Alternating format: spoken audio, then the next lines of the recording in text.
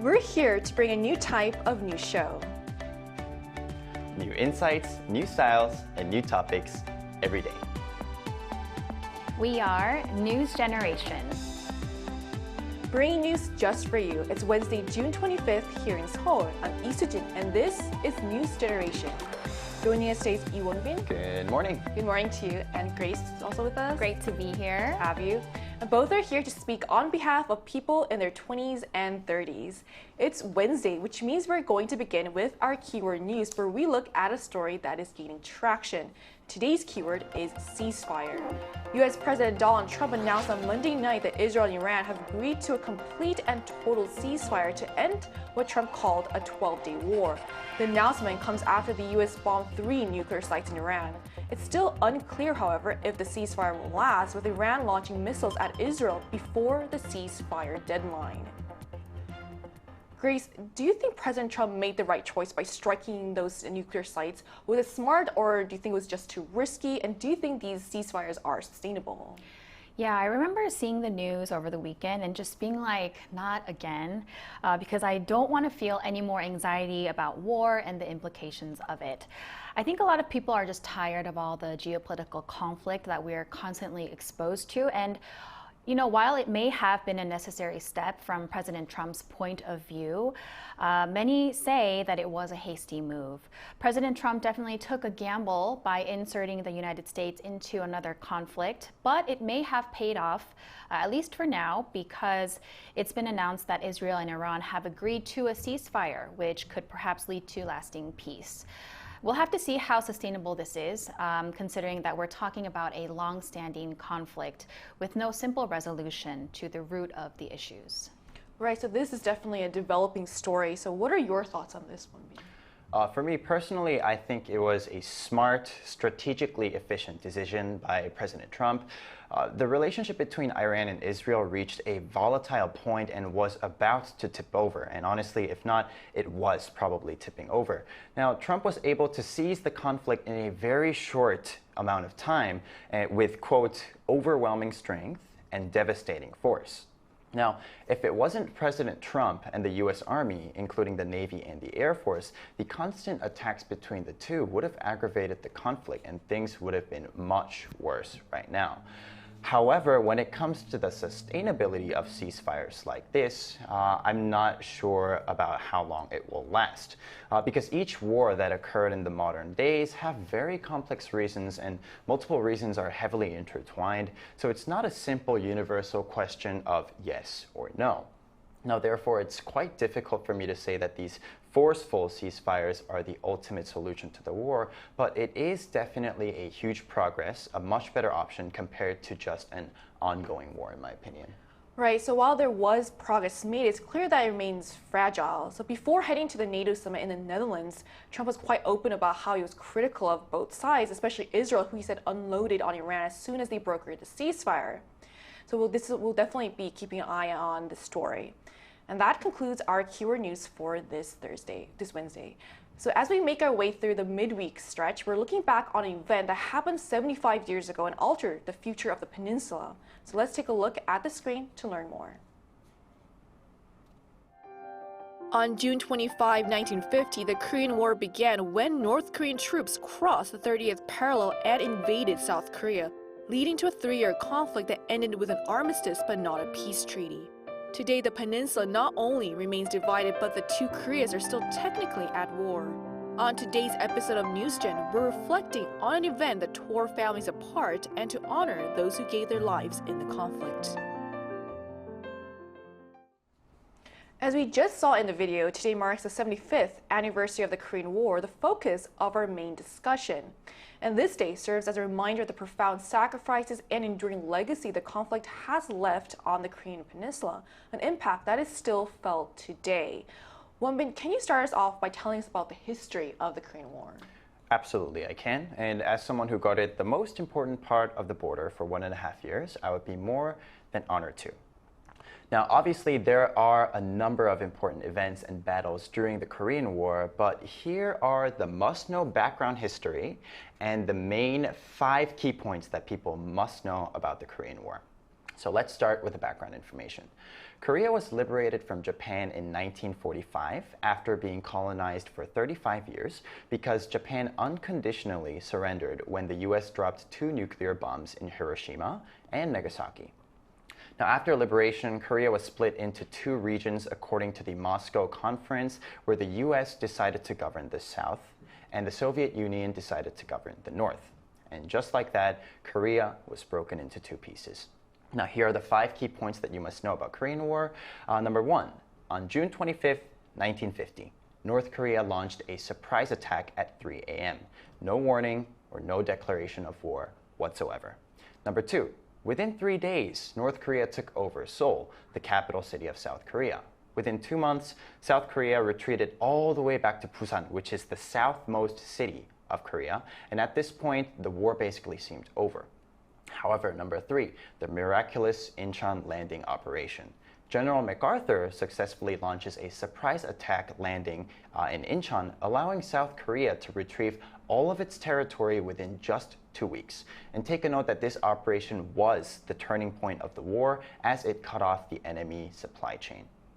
Number 4, on October 10th, 1950, South Korea advances to the North Korean territory for the first time and advances up to Amrok River, which was basically the end point of North Korea.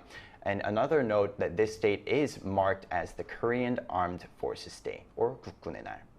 Number 5, just when the war was about to be over, China joins the battle with a tremendous number of troops, completely overwhelming the South Korean army and the UN forces. They retreated back to the initial border, and after 3 years of war and battle, North and South Korea decided to agree on a ceasefire. Since then, and until today, Korea remains divided into 2 nations. Right, I really appreciate you breaking it down for us so clearly, and hearing from someone who actually served on the border makes it feel so much more real, and it really shows why understanding this history remains really important. Yes. So Grace, although the Korean Peninsula has not experienced active warfare since the Korean War, has South Korea been involved in any international conflict since then? Right. There hasn't been a civil war in the country since the Korean War, but Korean soldiers were dispatched to Vietnam in the 1960s to 70s for the Vietnam War, as well as for the wars in Iraq and Afghanistan. Also, Korean soldiers were sent to the Russia-Ukraine war and the Israel-Hamas war in more recent times. So you can say that our generation is both directly and indirectly involved in major global conflicts and wars.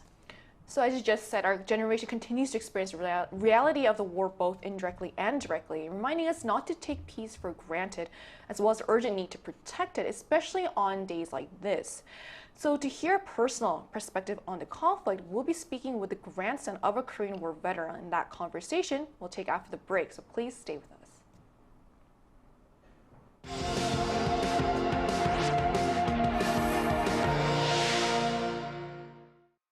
NewsGen wants to hear from you. Go to YouTube and search our channel Arirang News. Click Community and leave a comment down below. Make a new type of news with us. Joining us today is Eugene Rhee, a grandson of a veteran who served in the Korean War. Hi, Eugene. And thank you so much for connecting with us today. So your grandfather was a Korean War veteran. Can you tell us what role he served during the war? Okay, honestly, it's above my pay grade, as in, we don't have any documents to show which unit he served in. But we do know that he was 15 when the Korean War broke out in 1950. But later he was kicked out of the military in 1951 when they found out his real age. But then he re-enlisted in 1952, and then he continued to serve until 1956, where he was honorably discharged as a first lieutenant.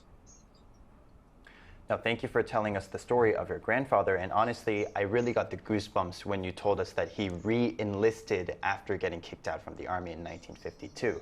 Now, with all that story, you must feel a deep sense of pride and respect for your grandfather. Now, what does his legacy mean to you personally? And we also heard that you're involved in some related activities like a camp. Could you tell us more about that as well? Ever since a young age, I took an extra interest in the Korean War because I was told that my grandfather served. So up until high school, I made a club studying international conflict, and right now I'm especially interested in inter-Korean relations and Indo-Pacific security affairs just because I was constantly told that he was a veteran, so I had this extra curiosity into conflict and war. And regarding your second question, I attended a UN Sending States Descendants camp where descendants of the Korean War veterans would gather up and learn about the Korean War and peacemaking. First, we visited the Korean War Memorial in Seoul to pay respects to those who served for Korea during the Korean War. And then we visited Pyeongtaek Camp Humphreys, where we learned about some institutions that uphold peace in the Korean Peninsula, like the UN Command or US Forces Korea or Combined Forces Center. And then we went to Paju, where we went near the DMZ to go to Dorasan Observatory, where we could literally see North Korea with our bare eyes. We didn't even need binoculars. And then we also visited the third infiltration tunnel, where North Koreans tried to infiltrate into North Korea by digging a tunnel. And lastly, we went to Busan to go to the UN cemetery to honor all of those from the UN who sent their troops and those who died while serving for Korea. And then we did a semi-forum about how to raise awareness about the Korean War and also to support veterans who serve in the Korean War. Related to that, Eugene, what do you think is the best way then for younger generations to honor this day? I believe that especially younger generations, since we do not have direct experience of war, we personally did not fight in any wars, we should remember the cost of human lives, especially reflect on the sacrifices that people made. But not just looking back, I believe that we should really learn from the past and think critically about peace, resilience, and values, especially in today's world where international relations are really getting chaotic. Right, so thank you so much for sharing your personal story. And I think what you said about how the past is still very relevant in our present today really stood out to me as well. So thank you so much for connecting with us today. Thank you so much for having me. So we just heard from a grandson of a Korean War veteran who reminded us of the legacy and the impact that the Korean War has left on today's generation. Now we turn our attention to what today's younger generations can take away from this part of history. So what should younger generations like millennials and Gen Zs take away from the history of the Korean War? I think the last part of what Eugene said really does resonate with me as well. The most important part is that freedom comes at a cost. It may seem free, but it's definitely not free. If not, it's the most expensive thing. And it was built with blood, sweat, and tears by many veterans whose names aren't even remembered.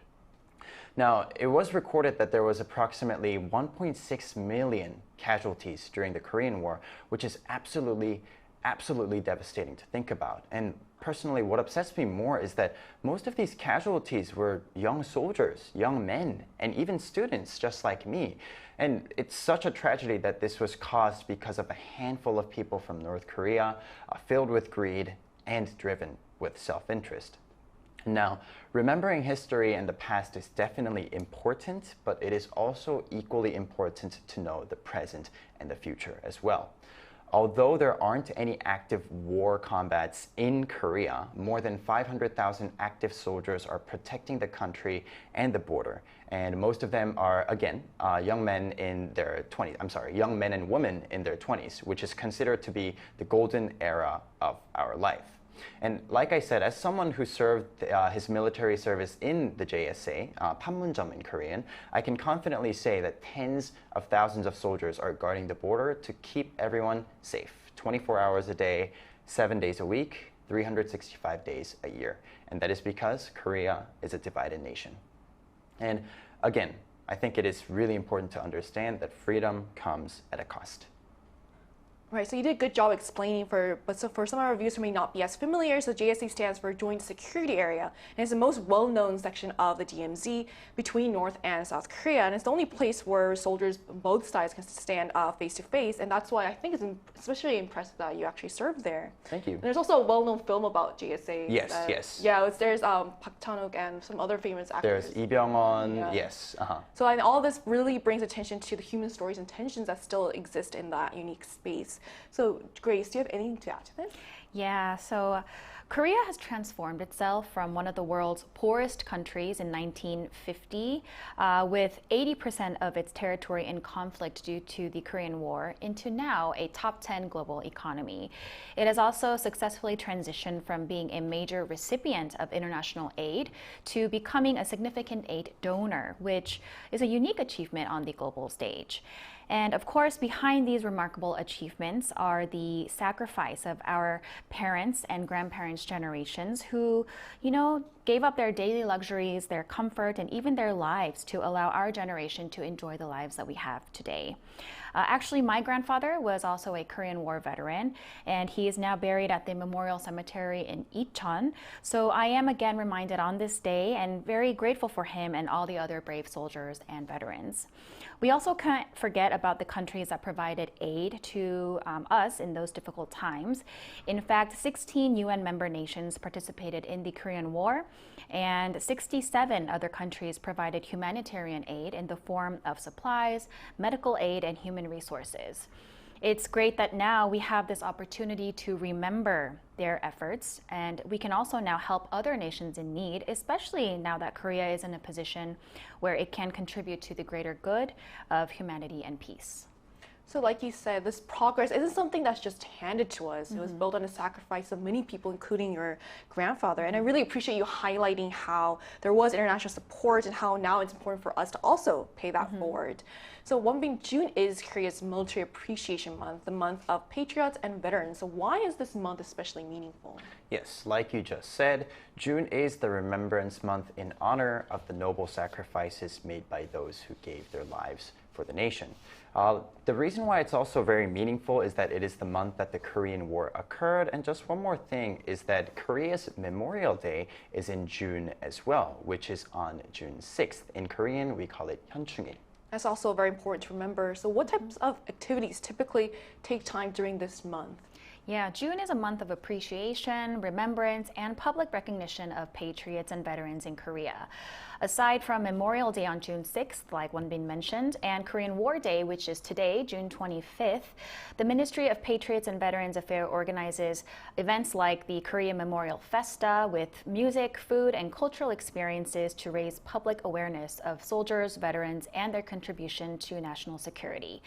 Additionally, the War Memorial of Korea hosts ceremonies and performances by military bands and honor guards to commemorate the sacrifice of fallen heroes and their families. So throughout this month, there are many different meaningful events and ceremonies that you mentioned that help us remember and honor those who served. But sometimes it's the personal words of gratitude that resonate the most. And that's why on the Arirang News YouTube channel, we asked our viewers what they would like to say to those from previous generations who fought for their country and helped shape it to what it is today. And here are the answers we got. Victor Tao's 9613 says, every day we live in peace and prosperity because veterans gave up their peace and chance at prosperity. So from the most inner parts of my being, I want to say 감사합니다. And at Benny D97 says, to the heroes, thank you for protecting our country for so many years. And at White Knight 113 says, I owe my freedom, my voice, and my dreams to your courage and sacrifice. Thank you. Your legacy lives on in every step we take forward. So now to wrap up our discussion today, war is a part of history that we all hope won't be repeated. Wonbin, this might not be an easy question to answer, but in your view, what can younger generations do to help prevent history from repeating itself? I think, excuse me, I think I've emphasized this enough. And as the comment that we just read said, we must understand that Korea is still at war. Now, although the society is at peace and the economy is it's not that good nowadays, but it's relatively doing well. At least, like Grace said, it developed into a stable economy compared to 50 years ago. a war definitely can break out again anytime, and we must know how unpredictable and taunting North Korea is. Now, yes, building a career and a successful personal life is important, and I'm not saying that to give that up, but remembering and not forgetting the circumstances that we are in is the most important part to prevent history from repeating. Therefore, I would like to finish by borrowing the words of 신채호, who was an independence activist. 역사를 잊은 민족에게 미래는 없다, which means a nation that forgets its history has no future. I'm really glad you mentioned Shincheo because he's actually one of my also favorite historical figures because of how much he emphasized how history should be written from the perspective of the Korean people rather than through the lens of foreign powers. And also there's also many different important figures such as General Park Baek-sun, which you also mentioned with General MacArthur's earlier on. And I think remembering all of their stories is really important, especially on this day. So do you have anything to add to this, Grace? Yeah, I mean, honestly, I don't know a single person around me that actually wants war. Not only is it devastating for the nations involved, but for innocent civilians and soldiers, along with their families who are directly impacted, as well as people all over the world who are indirectly impacted as well. Younger generations can help prevent intensifying geopolitical conflict by, first of all, educating ourselves, participating in peace-building initiatives, supporting humanitarian efforts, and holding leaders accountable for peace. And what makes our generation unique is that now we're able to leverage the power of social media and technology for positive change, and we can also promote dialogue and understanding across borders. So as we reflect on the legacy of the Korean War, it's clear that the past provides us lessons for the future. And it's up to today's younger generations to remember the sacrifices that were made and to work towards building a safer and more united future. And this brings us to the end of today's episode of News Generation, but News Gen will be back tomorrow at 10:30 a.m. Korea time. Big thanks to Wonbin. Always a pleasure. To have you, and Grace. Thank you for joining us today. And to all our viewers, thank you for watching, and we hope you have the best day. We are News Generation.